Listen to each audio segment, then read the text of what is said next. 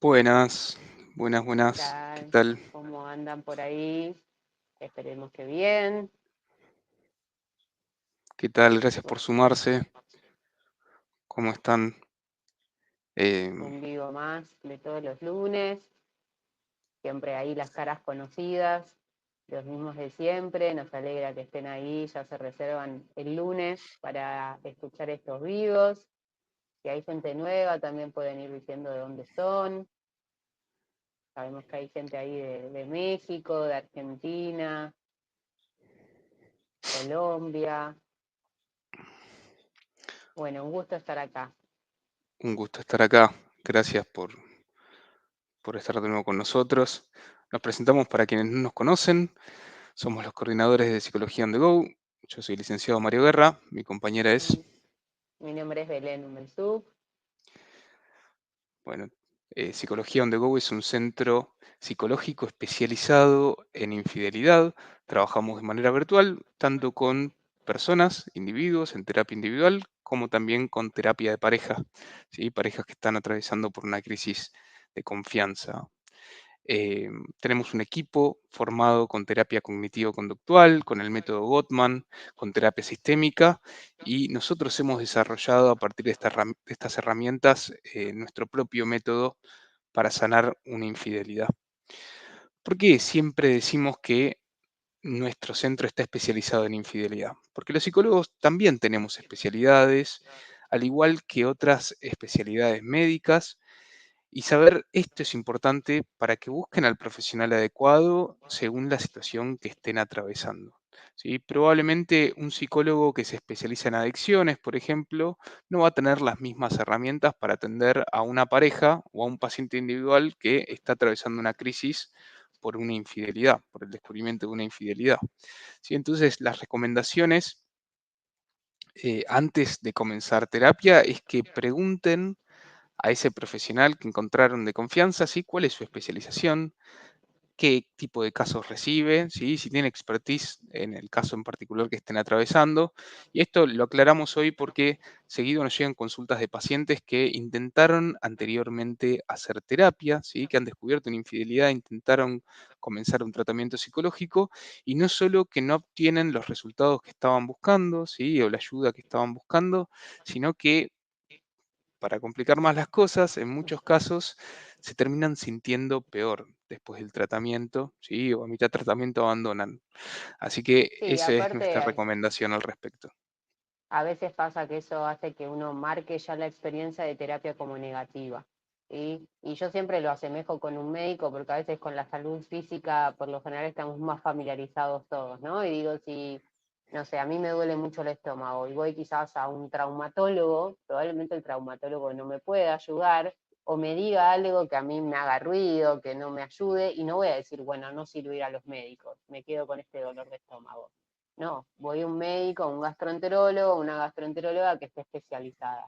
Con la terapia es lo mismo, pero a veces como la terapia en algunos países no está tan divulgado, no conocemos tanto, piensan que todos los terapeutas y que todos los psicólogos o las psicólogas atendemos cualquier tipo como de población, le decimos nosotros. ¿No? Así como hay psicólogos que se especializan en niños, que si a nosotros nos llega el caso de un niño no vamos a poder atenderlos porque no tenemos esas herramientas. Y hay terapeutas que dicen que no y derivan, y hay otros terapeutas que intentan igualmente ayudar y desde el afán de querer ayudar a alguien no cuentan con las herramientas necesarias y a veces causan más dolor. Y entonces por eso siempre preguntar especialización, rama, cómo es el tipo de terapia, en qué consiste el tratamiento que vamos a hacer, y es su derecho también que tengan información de lo que, del tratamiento, ¿sí? Psicológico.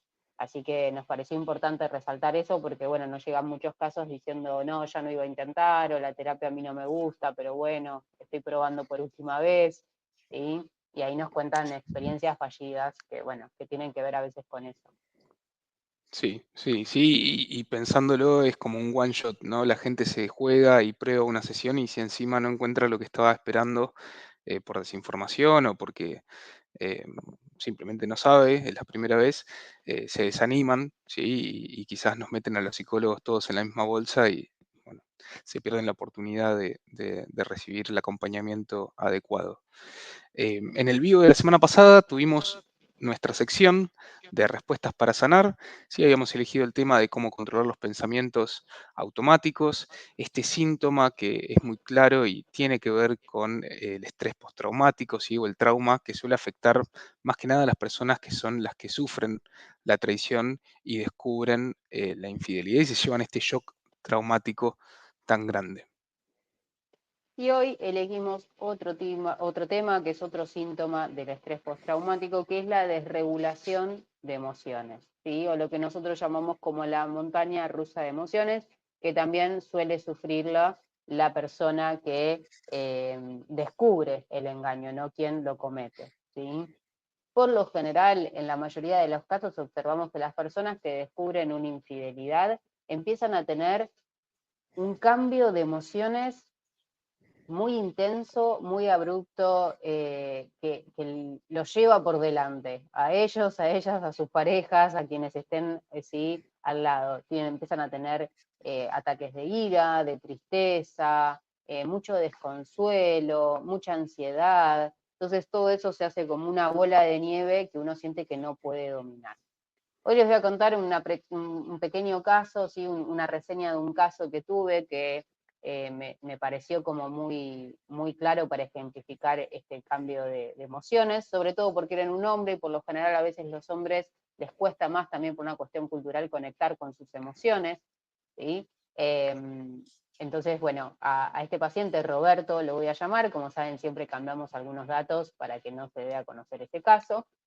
Bueno, Roberto se había enterado de la infidelidad de su mujer hace unos meses cuando consultó a terapia y me dice que venía sospechando, ¿sí? De su mujer, la notaba muy distante.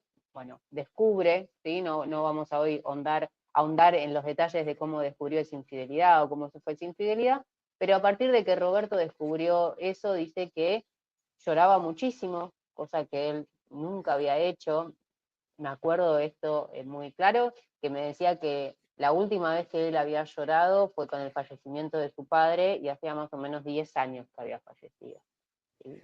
Y ahora Roberto se encontraba casi todos los días llorando, o sea que eso ya a él le producía un desconcierto y además empezó a tener muchas peleas con su pareja, con su mujer, en la que se encontraba diciéndoles palabras muy hirientes, muy ofensivas, que le generaban culpa, ¿sí? Que automáticamente una vez de decir que decía esto, se sentía arrepentido, ahí venía el llanto, le pedía perdón, la abrazaba, pero cuando la abrazaba volvía a recordar lo que le había hecho y la quería lejos. Entonces era esto, ¿no? Una mezcla de emociones que Roberto no podía entender, le generaba entre culpa, ansiedad, estaba como muy perdido, ¿sí? Y así es como llegó a terapia Roberto. Obviamente le di mucha psicoeducación, mucha información acerca de las emociones y le dije que, bueno, que es lo que estaba sufriendo era esta desregulación emocional, que por lo general es algo que se desata, ¿sí? Tras el descubrimiento de una infidelidad.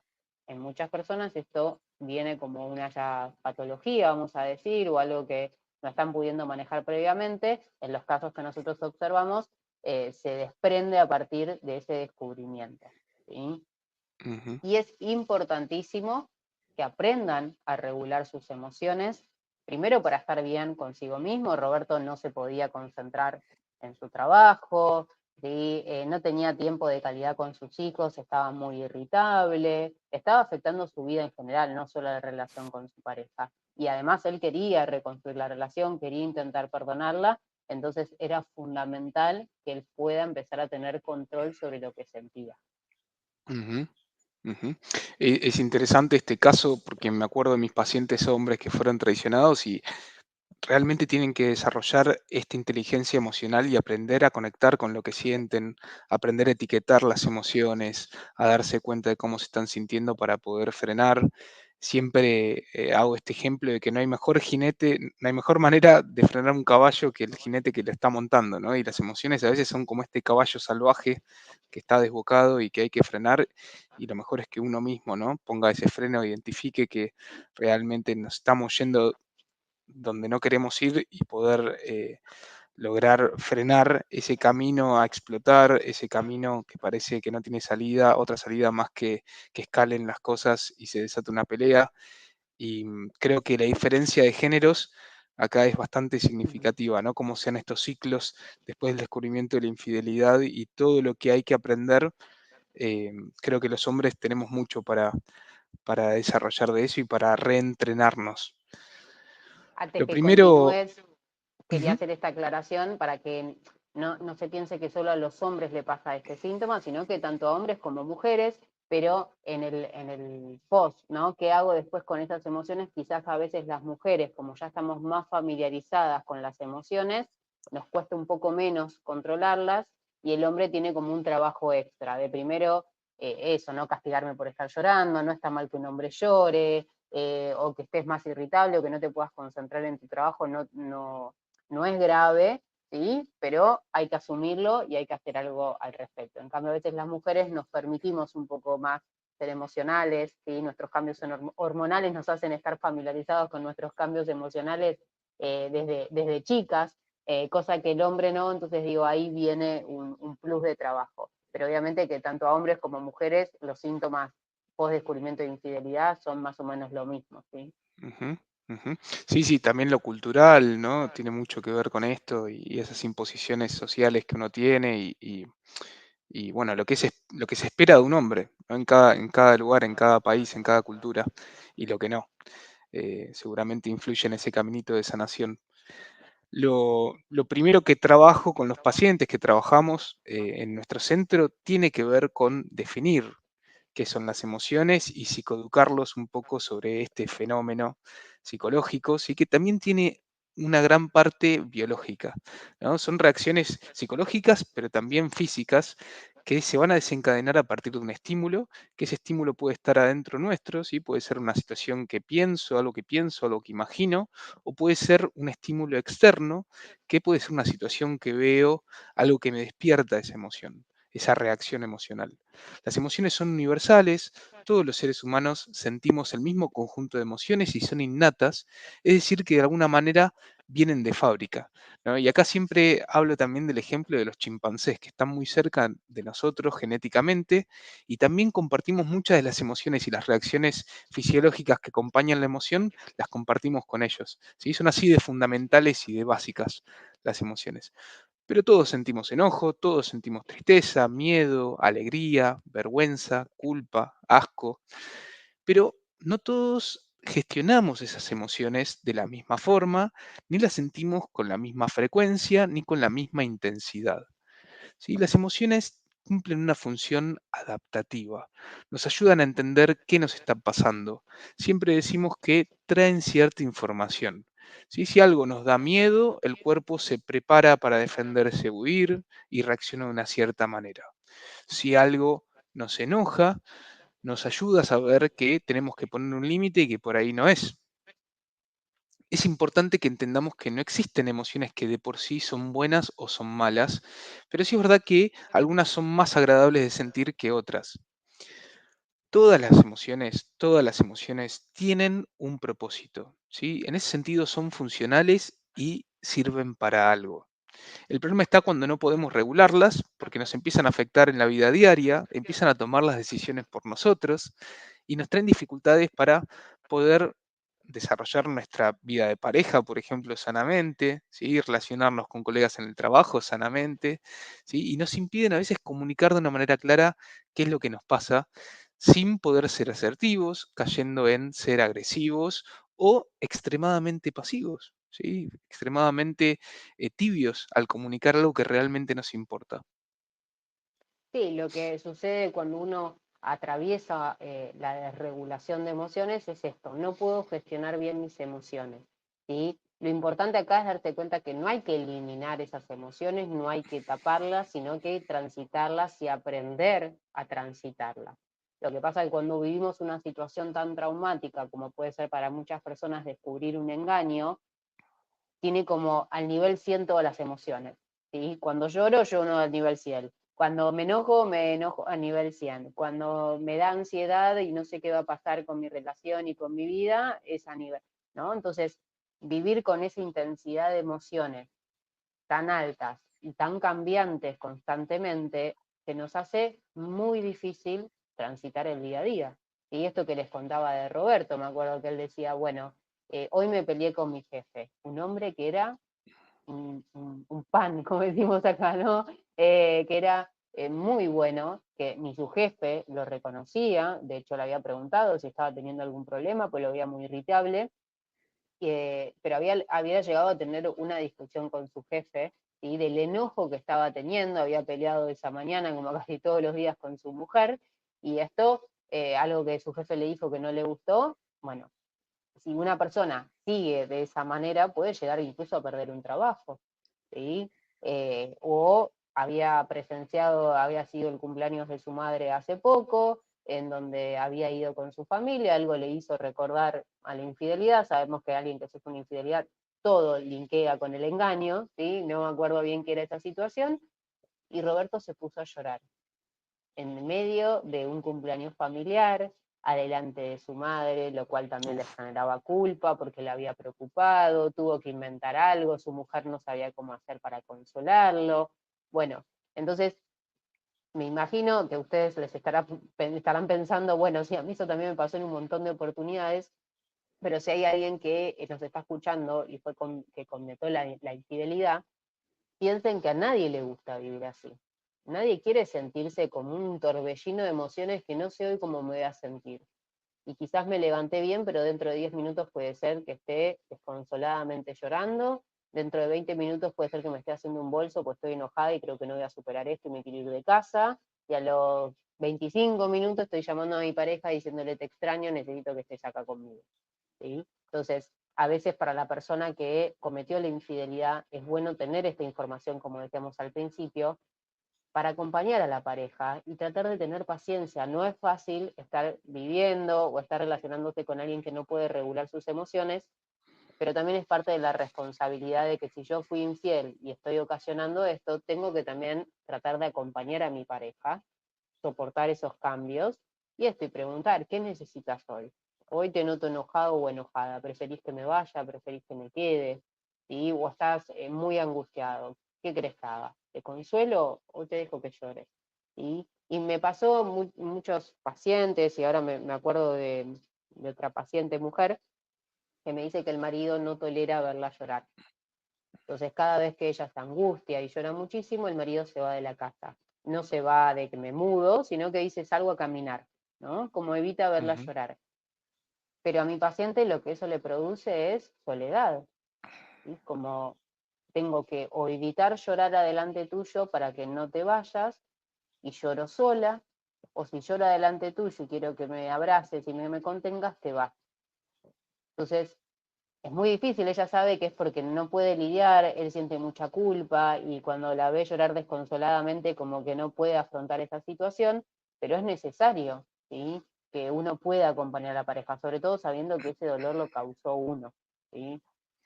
Sí, Así sí. que, bueno, eso Es un es retrato de importante. una persona evitativa al máximo esa, ¿no? O sea, que Sí, ve y siente seguramente está esta idea de la plasticidad neuronal y de las neuronas espejo que replican lo que uno ve en sí mismo, ¿no? Y esta incapacidad de uno tolerar la tristeza al ver el llanto de alguien que amamos y con el que estamos tan conectados, probablemente él siente esa tristeza en él y quiere salir a caminar porque no quiere estar triste, ¿no? tal cual.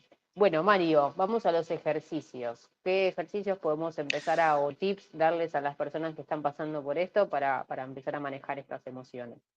Ajá. Bueno, lo primero es que para empezar a entender esto de la regulación de emociones es importante imaginarse un poco cómo es esta situación.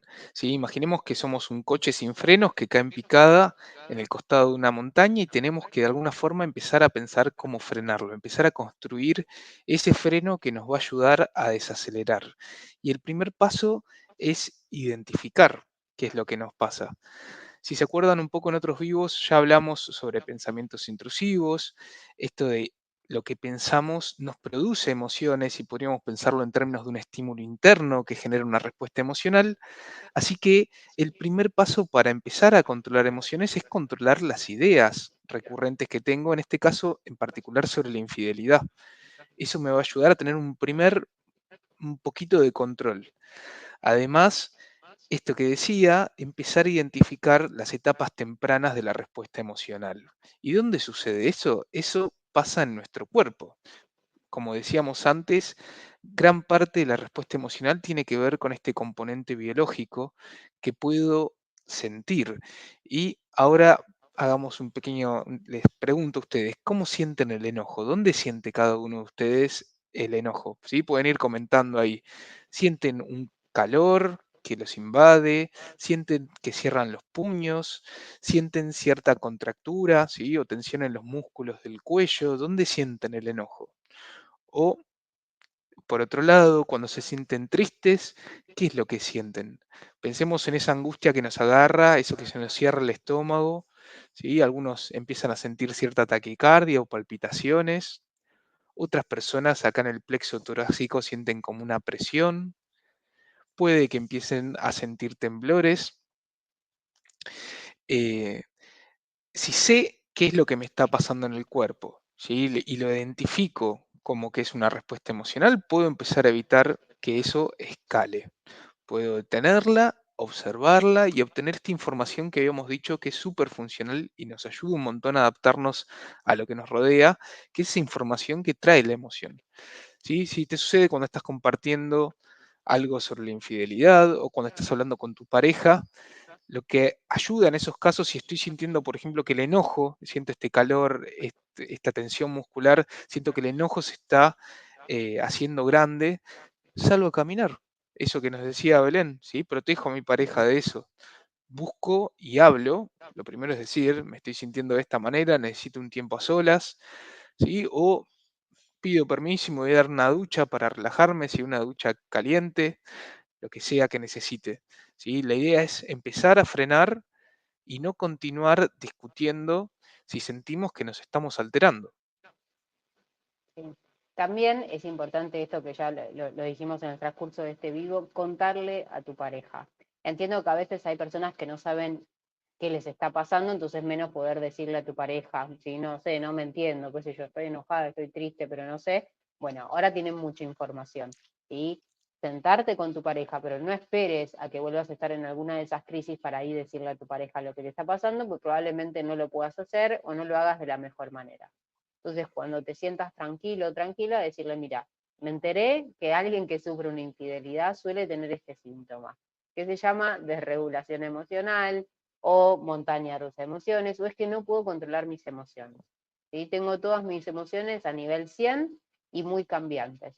Entonces, seguramente que haya días que quiero que esté cerca, en que estoy más animada, positiva, porque vamos a salir adelante, hay días que voy a estar muy enojada, hay días que voy a estar muy triste.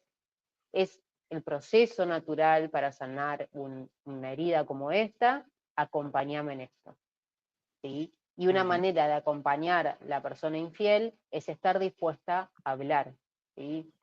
Algo que nos caracteriza mucho a nosotros es que decimos que si una pareja quiere sanar una infidelidad, tiene que conversar sobre la infidelidad. La persona que descubrió el engaño tiene que saber qué pasó ahí, qué vivió su pareja, ¿sí? Quién era esa persona, qué lugar significó para su pareja esa persona, cosas que a veces la persona que comete la infidelidad no quiere hablar. Y es necesario, ¿sí?, que la pareja acompañe estando dispuesta a hablar. Y estoy preguntando activamente, ¿cómo te sentís? ¿Hoy qué día tuviste? ¿Pensaste hoy en infidelidad? ¿Te agarró alguna crisis de angustia mientras yo no estuve con vos? Y no eviten hablar, porque es como que hay un elefante grande en la habitación que todos lo vemos, pero nos damos vuelta y nadie habla. ¿Sí? Aclaremos que esto está sucediendo. Creo que el 90% de las personas que sufren una infidelidad pasan por este síntoma, ¿sí? Y esto no quiere decir que ya lo hablé con mi pareja, ya sé que es normal, entre comillas, entonces me dejo estar. No, activamente voy a tener que hacer algo para gestionar esas emociones, como les dijo antes Mario, ¿sí? Eh, Sentir qué pasa por mi cuerpo cada vez que me enojo, que me pongo triste, para poder un freno previamente y que esa emoción no escale. Y puedo hacer muchas cosas, pero tienen que activamente proponérselo, porque si no se lo proponen, esta desregulación emocional puede seguir creciendo y, como les decía, causar efectos más graves en su entorno o también su salud física, ¿sí? Porque estar sintiéndose así meses, años, no es sano y seguramente que va a haber otros trastornos más importantes, físicos y mentales.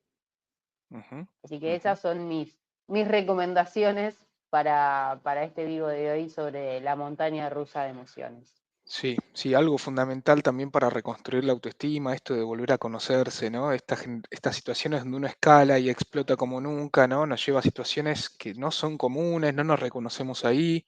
Entonces, parte de reconstruir y de nuestro autoconcepto, nuestra autoimagen, tiene que ver con poder modular estas emociones y volver a poder estar en tranquilidad, ¿no? Y volver a calmarnos. Y esto va también para la persona que traicionó y que cometió la infidelidad, tiene que aprender también a escuchar y mantenerse tranquilo mientras acompaña emocionalmente a su pareja. Si los dos se permiten explotar, ¿sí? Uno siempre tiene que ser el piloto de tormenta y estar acompañando al otro y marcarle, en todo caso te estás enojando, ¿no? Hasta hacerle saber que están escalando las cosas y que es mejor tomarse un recrédito de la charla y retomarla más adelante. Para cerrar, quería invitarlos, quienes no estén, sí, tenemos un grupo de WhatsApp donde transmitimos las notificaciones de los vivos, avisamos y de cuándo van a ser. Saben que estamos todos los lunes acá. Y bueno, nada, por mi lado, gracias por estar acá. Eso sería Muchas todo. gracias. Nos vemos el lunes que viene. Que estén bien. Nos vemos.